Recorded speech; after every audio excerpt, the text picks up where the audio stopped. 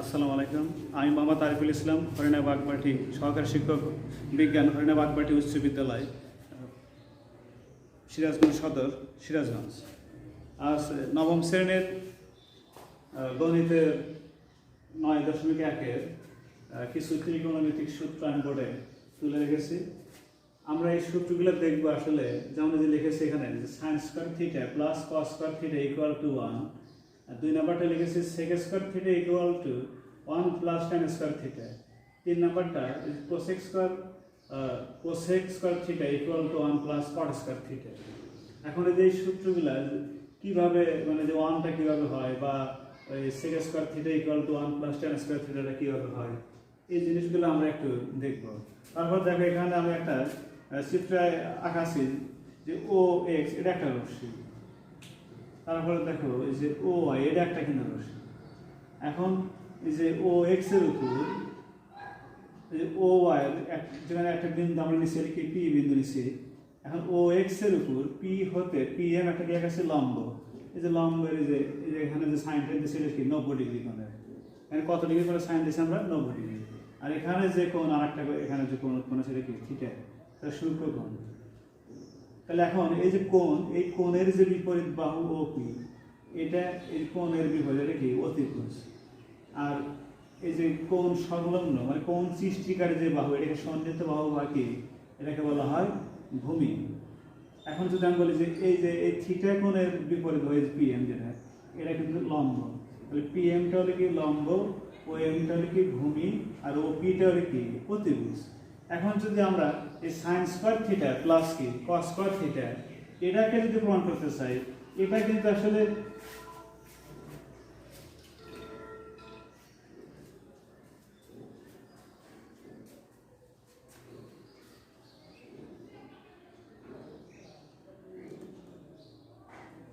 Sine square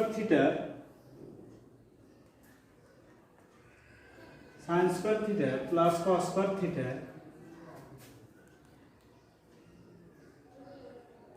plus cos square theta, এটা যে আমরা sign square theta plus cos square theta equal two কি 1 দিছি। এখন দেখো এটা কিভাবে হয়।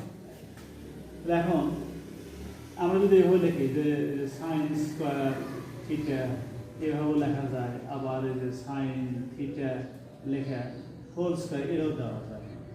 এখন এইটাকে আমরা প্রমাণ করতে চাই, তাহলে আমরা এভাবে লিখতে পারবো যে sign square theta plus cos square theta equal two, এখন দেখো এই যে সাইন থিটা লেখা কি এখানে হোল স্কোয়ার, কস থিটা লেখা এখানে কি হোল স্কোয়ার। এখন দেখো সাইন থিটা, এটা আগে আমাদের বুঝতে হবে যে সাইন থিটা সমান কি। সাইন থিটা এই যে আমার এখানে কি আছে, লম্ব পি এম কি লম্ব, আর ওপি কি অতিভুজ। তাহলে সাইন থিটা এটা হচ্ছে কি, এটা আমরা বলি যে লম্ব বাই কি অতিভুজ। তাহলে সাইন থিটাকে আমরা কি বলতে পারবো, লম্ব বাই অতিভুজ। লম্ব এখানে কি আছে পি এম, অতিভুজ কি আছে ওপি, ব্র্যাকেট দিয়ে আমরা হোল স্কয়ার দেব। কস থিটা এটা হলো কি ভূমি বাই কি অতিভুজ। কস থিটা হলো কি ভূমি বাই অতিভুজ। এখানে ভূমি কি ও এম, অতিভুজ কি ওপি, ব্র্যাকেট দিয়ে আমরা কি হোল স্কয়ার লিখতে হবে। যেমন সাইন থিটা সমান আমি লিখছি লম্ব ভাগ কি অতিভুজ।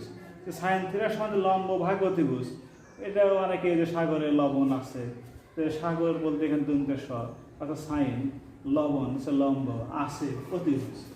যেমন কস থিটা কভু অতি, তাহলে কতে কস আর যে কভু, তাহলে ভূ জিনিসটা যদি আমরা একটু এভাবে লিখি কভু অতি, কতে কস থিটা, ভয় দিতে কি ভূমি, তাহলে ভূমি মানে কি ও এম, আর অতিভুজ ওপি।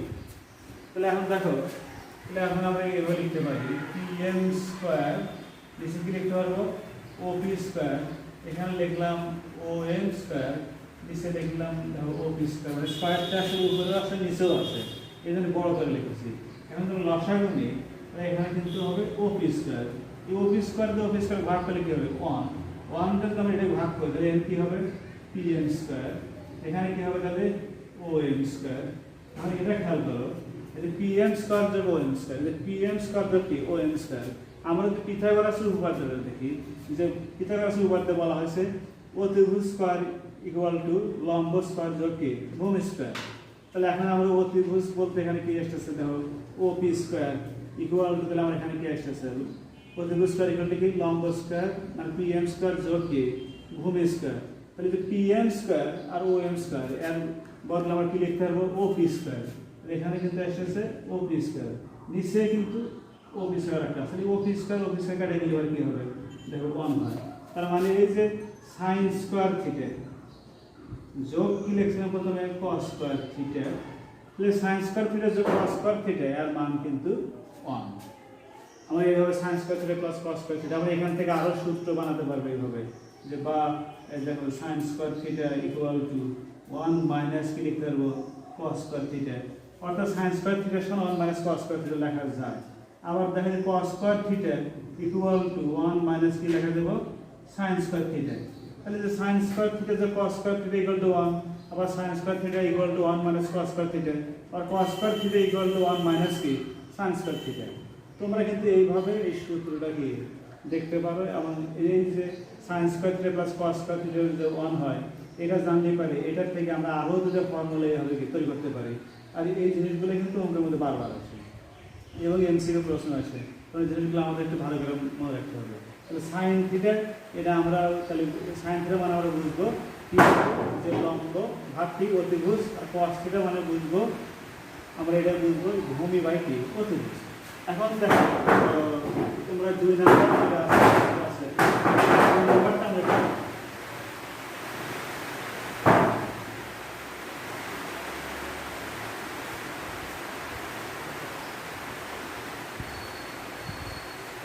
2 নাম্বার সূত্রটা আমরা একটু বোর্ডে দেখি, যে sec স্কয়ার থিটা লিখছি আমরা এখানে, যে sec স্কয়ার থিটা আমরা এইভাবে লিখতে পারবো sec থিটা কি হোল স্কয়ার।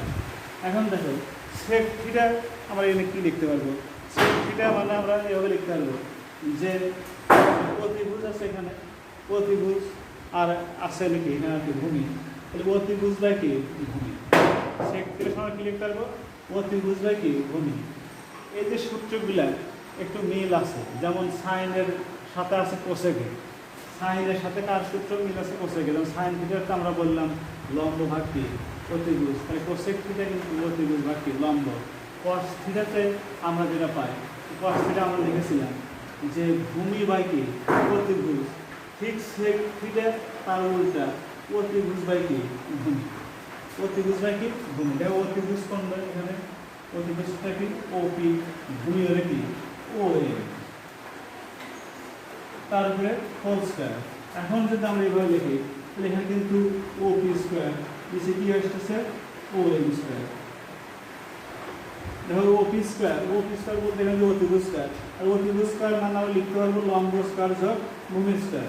OP স্কয়ার বদলে আমরা লিখতে পারবো এইভাবে যে OM স্কয়ার মানে ভূমি স্কয়ার যোগ এখানে দিলাম এখানে লম্ব স্কয়ার, আর এখানে আমরা কি লিখতে পারবো OM স্কয়ার।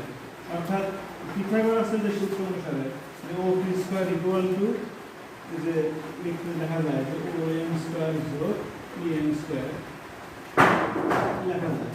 এটা যদি আমরা একটা ব্যাঙ্গে লিখে যাবো যে OM স্কয়ার ভাগ কি OM square plus PM square ভাগ হলে কি OM স্কয়ার। এটাকে আমরা এখানে করলে এখানে কি হবে 1 আর এই যে PM আর কি আছে OM, এটা কিন্তু আমরা এইভাবে লিখতে পারি যে PM নিচে OM লেখা হোল স্কয়ার। তারপরে আমরা এখানে লিখি যে 1 প্লাস এই যে PM আর কি OM, PM কি লম্ব OM কি ভূমি, লম্ব বাই কি ভূমি, এটা হলো কি tan থিটা। এটা কি লিখতে পারবো আমরা tan থিটা ব্র্যাকেট দিয়ে কি হোল স্কয়ার, তাহলে 1 প্লাস tan স্কয়ার কি থিটা। তো sec square theta equal two সূত্রটা হলো কি tan 1 plus tan square theta. এই সূত্রটা আবার এইভাবে বানানো যায় sec square theta tan square theta দেখানো হলে মাইনাস কি হবে tan square theta equal two কি 1 sec sec square theta equal to 1 plus tan square theta, আবার sec square theta minus tan square theta কি কম, আবার tan square theta সমান সূত্র বানাতে হবে। আসলে ত্রিকোণমিতিক যে সূত্রগুলো আছে এগুলো যদি আমরা একটু খেয়াল করি বা একটু যদি মনোযোগে দেখি তাহলে সূত্রগুলো অনেক সহজ, আর এই সূত্রগুলো দিয়ে সবগুলো অঙ্ক করতে হবে। তো আজকের যে আমরা দুটো সূত্র দেখলাম, তোমরা এই যে পরে যে তার 3 নম্বর আরেকটা সূত্র বোর্ডে তুলে দিয়েছি, এই সূত্রটা ঠিক এইভাবে তোমরা দিবে তোমার কাছে চেষ্টা করবে। যেমন সায়েন্স স্কয়ার থিটা আমি বললাম না, সায়েন্স থিটা মানে কি ঘুমের অতিভুজ, তার উল্টোটা হলো কোসেক থিটা, অতিভুজের ঘুমে। কস থিটাতে বললাম যে ঘুমে বাই অতিভুজ, সায়েন্স থিটা মানে লম্ব বাই অতিভুজ, তাহলে কোসেক থিটা লিখি অতিভুজ বাই লম্ব, কস থিটা লিখি ভূমি বাই অতিভুজ, সেক থিটা লিখি অতিভুজ বাই কি ভূমি, ট্যান থিটা মানে কি লম্ব বাই ভূমি, কট থিটা লিখি ভূমি বাই কি লম্ব। সাইন থিটার সাথে কোসেক থিটা, কস থিটার সাথে সেক থিটা, ট্যান থিটার সাথে কট থিটা, এর প্রত্যেকটাই মিল আছে। তোমরা একটু ভালো করে দেখবে এবং সূত্রগুলো বাড়িতে পড়ার চেষ্টা করবে। পরবর্তীতে আমরা এই সূত্রগুলো দিয়ে অঙ্ক দিয়ে পারবে সেটা দেখা যাবে।